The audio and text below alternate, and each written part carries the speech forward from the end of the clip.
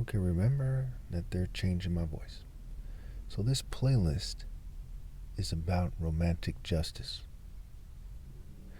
I want you to first understand several things.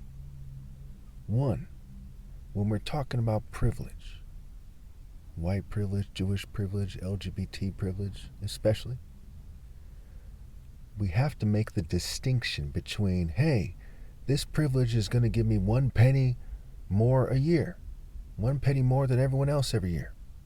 And this privilege is so toxic and so unfair, and the person who has it has no right to have it, that it behooves them to say by their actions that I'd rather die than benefit from that privilege unfairly.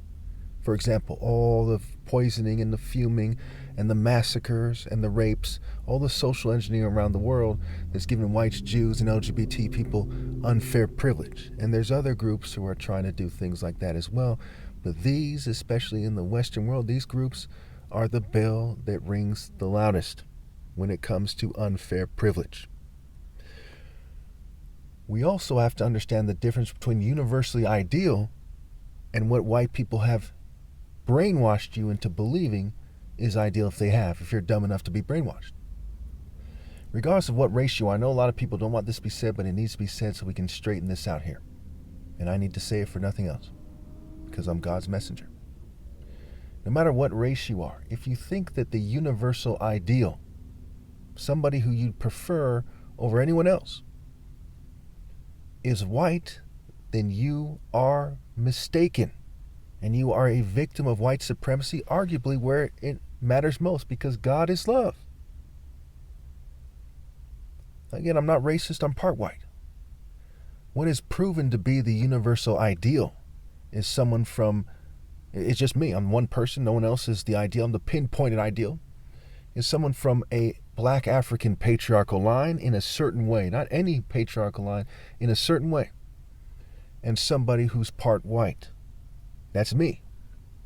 It might very well have been that if I was black and something, maybe Hispanic or Asian or something else, right, Semitic, maybe I would have surpassed what I am.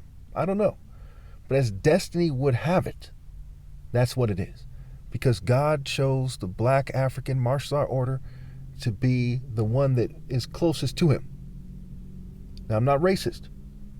And the very fact that it's hard for me to say this shows you how much adversity there is to the truth out there, how much white supremacy, toxic white supremacy nonsense there is out there in various forms, especially psychological, that is out there to prevent people from being clear on this issue. They may as well make everyone drunk, because if you're not clear on this issue, your sex isn't true consent, isn't it? Is it?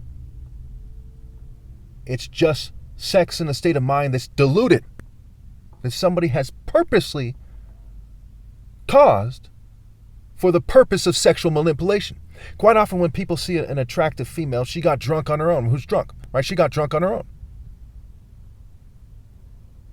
Okay? But in this case, rich whites, rich Jews, rich LGBT people got together and said, how can we put people in a state of mind where we can sexually manipulate them? This is something that people could have known already, and they could have responded in a way that is fair and just and right already. But instead, they must be embarrassed, and it must be said as such. Thank you.